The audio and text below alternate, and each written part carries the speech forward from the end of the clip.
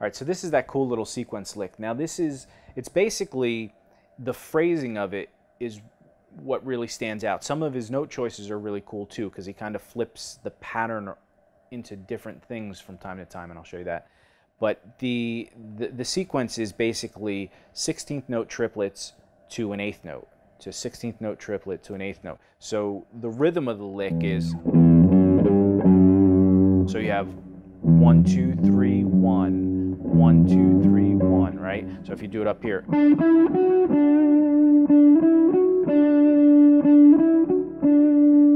right? So you hear that triplet 1, da da da da, right?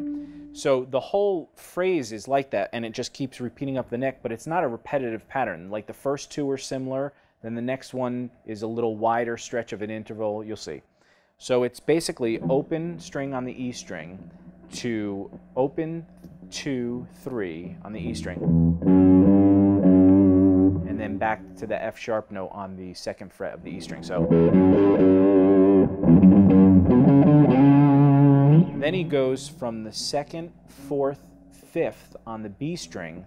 I'm sorry, that's a weird B string, on the A string. And then he slides up to that 4th fret of the A string. So you have,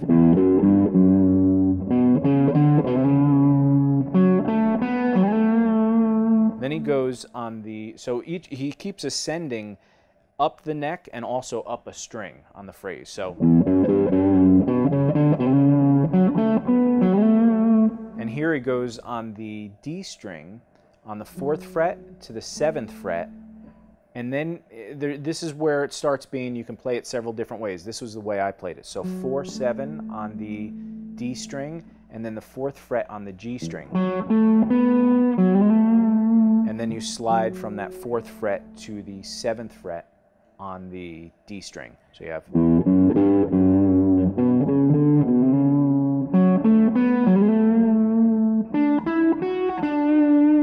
now again, I'm showing you the first way I started playing. It changed after I started putting this up to tempo because I just couldn't do the cross picking, the alternate picking on 2 different strings. I'll show you why.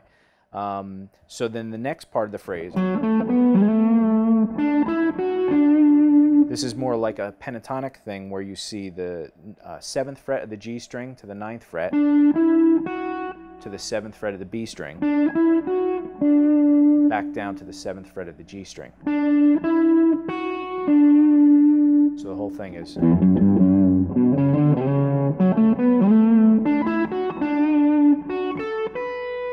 and then here you have the 7, again looks like B minor pentatonic, 7, 10 on the B string to the 7th fret of the E string. But this time he slides from that 10th fret to the 12th fret on the B string. And that's how the phrase ends basically. And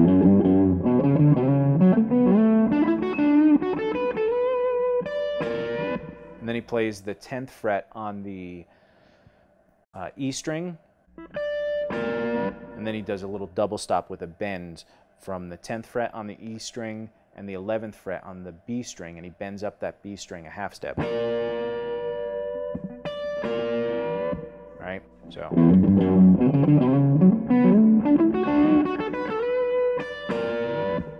So one thing to take notice of in this lick too is that when you sit on that note that's the 8th note after the triplets, instead of just sitting on it,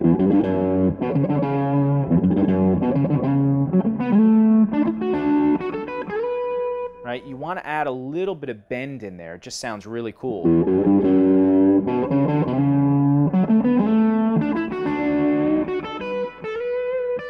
And that last one, when he slides up from the 10 to 12 on the B string, give a little vibrato. So, right. Now let's get into how I kind of managed to turn this phrase a little bit into a different fingering so that it was a little easier to play, and then we'll get into the rest of the solo after that. But the beginning of this is pretty straightforward, right? Pretty simple. Right? just feels right. It's just 4 alternate picks, 1, 1, 2, 3, 4, and then 1, 2, 3, 4 with a slide. Then this one, since it's on 2 different strings, it still felt okay, right? It's still 4 picks, but now you are going from the first 2 were all on 1 string, and the second one now has a little cross picking on 2 different strings, the D and G string. The way I think Shane played this probably was he just did a bigger stretch there, so he still played everything all on 1 string. So instead of doing 4, 7 on the D string and then 4 on the G string, I think he played that G string note on the 4th fret on the 9th fret of the D string. So you have 4, 7, 9 on just the D string. And then you slide up. So you have, right? And then the next sequence, again, I played it 7, 9 on the G string and then 7 on the B string. But I think the way Shane played it was 7, 9, and then 11 all on the G string. And then the next one, again, instead of doing, he could have done all on 1 string on the B string. So you have 7, 10, and instead of 7 on the E string, you have 7, 10, 12, all on the B string. And that would make it a little easier to pick because everything's 4 alternate picks on each string. So it's,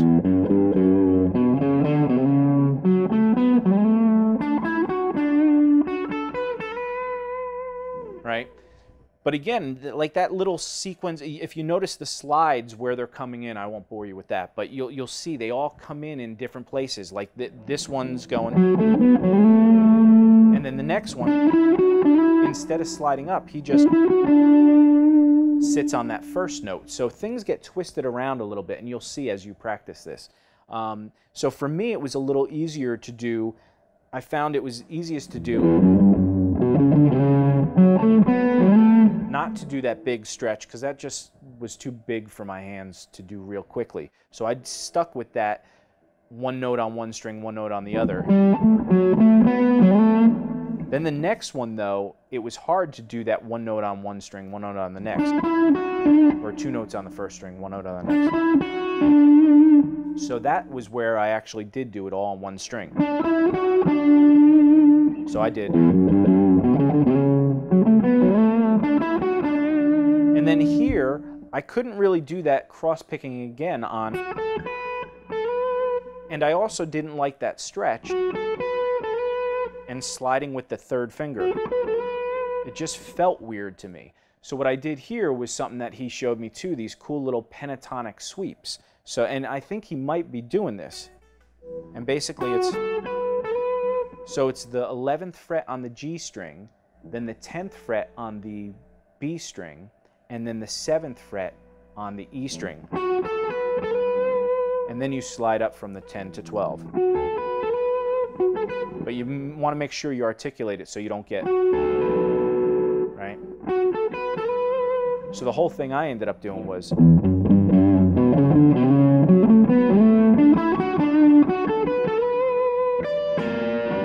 right? Just a really cool way of tailoring this to whatever your style of play is, if you're a legato guy, a picking guy, all that kind of stuff. So if you guys want, if you're interested in it, if you want that all written out as a PDF or whatever, we'll do that for you. Just write down in the comments, or actually write it down in the comments, or go to our website and in the contact form, just write that you guys are interested in getting this PDF of that whole thing broken down into different ways of playing it. All right, so before we get into the rest of this solo, which we're going to kind of fly through pretty quickly, I'm just going to touch on some of the things that are going on. With that last phrase, if you want to use it and actually, instead of just learning that lick and using it verbatim, if you want to experiment with it, pay attention to the rhythm. That's the strongest part of the phrase, obviously. It's 16th note triplets to an 8th note. And it's basically, it's da-da-da-da, da-da-da-da, and it's got that cool little phrasing and you're walking up. But also notice how when he does that, he doesn't just go up 3 scale tones and back to another, 3 scale tones, back to another, and do that all the way up. He changes it around as he goes. So it's 3 scale tones, slides or goes to the second note in the pattern. Then 3 scale tones on the next string, and he slides again from that first note to the second note. Then the next one, he does a wider stretch, which he's actually skipping a note in the scale. And that's where you get that wider stretch. It's kind of more like a pentatonic thing. And then he does that again on the next, maybe not the next one, but the last one. He does kind of a wider stretch where he skips a note in the scale, essentially, and it looks like more of a pentatonic thing. But that's where, and also on that second to last one, he doesn't slide up to the second note. He lands on that 8th note on the first note in the pattern. So you see where it's twisting and turning. It's never just the same little sequence going up. And that's what makes those phrases really cool, because it's just not, that's what I was talking about at the beginning. He always made these phrases not sound standard. Like a lot of people, they do sequence patterns that are just da-da-da-da-da-da, and you can really see the patterns. Everything he did, you can never really see where the pattern was. So just a little thought on the way you could practice with this. Anyway, so now the rest of the solo, after he does that, he goes...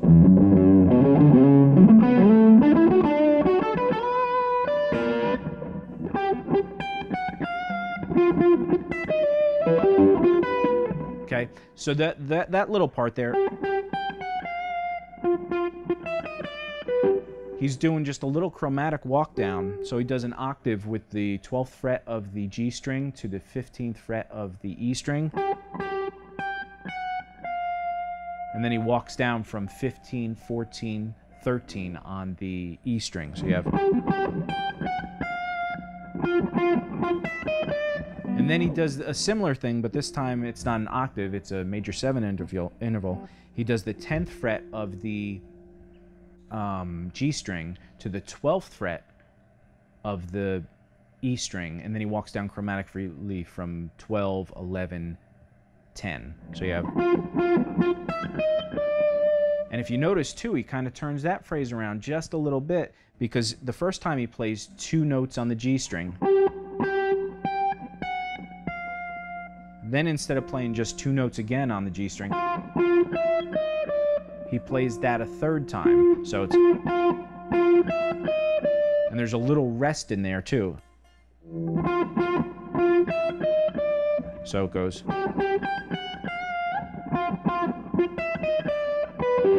So it's all about that phrasing. I mean, the note choices are pretty simple, and it's just a little chromatic walk down, which is a really cool jazzy fusion thing to do. It's basically almost like targeting notes. You're going from this note, 15th fret to the 13th fret, and you're adding that one note instead of going, right? That little chromatic movement, real simple, but really effective. But it's that rhythm of the phrase.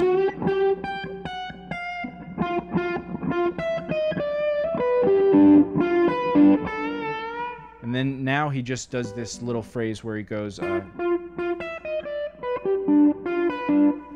an arpeggio essentially on the 12th fret of the B, G, and D string. Then he goes back to the 10th fret of the G string to the 12th fret of the B string. So you have... I'm sorry, I did that 3 times actually.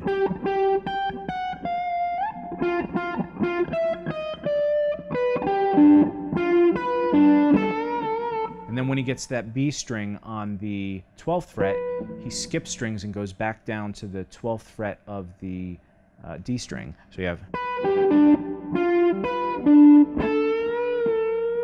And then he bends up the 10th fret of the B string up a half step, and he adds some vibrato. So that whole thing is...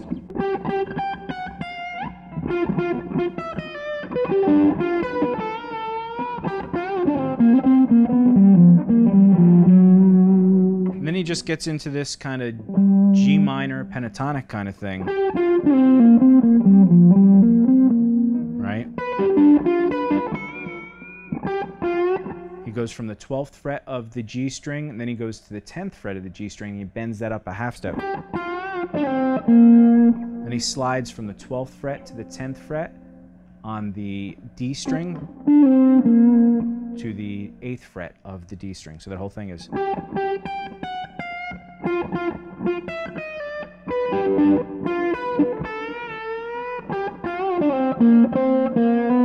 Then he bounces between that, the 8th and 10th fret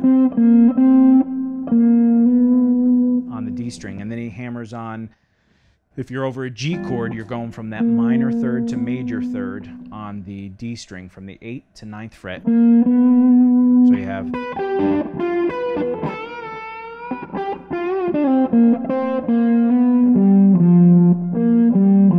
Then he just goes between the 8th fret on the D string to the A string between the 10th and 8th fret. Does it again. And then he raises up a half step from that 8th fret to the 9th fret on the A string. And that's the major third of the next chord, which is a D7 chord, basically, right? So you have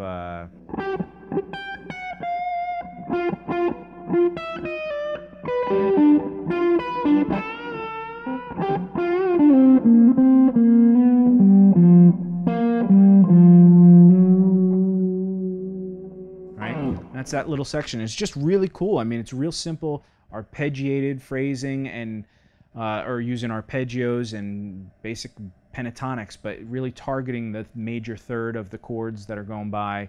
And it's that phrasing too. It's not just standard phrasing. It's just a really cool little jazzy feel to it, with the rock tone, of course.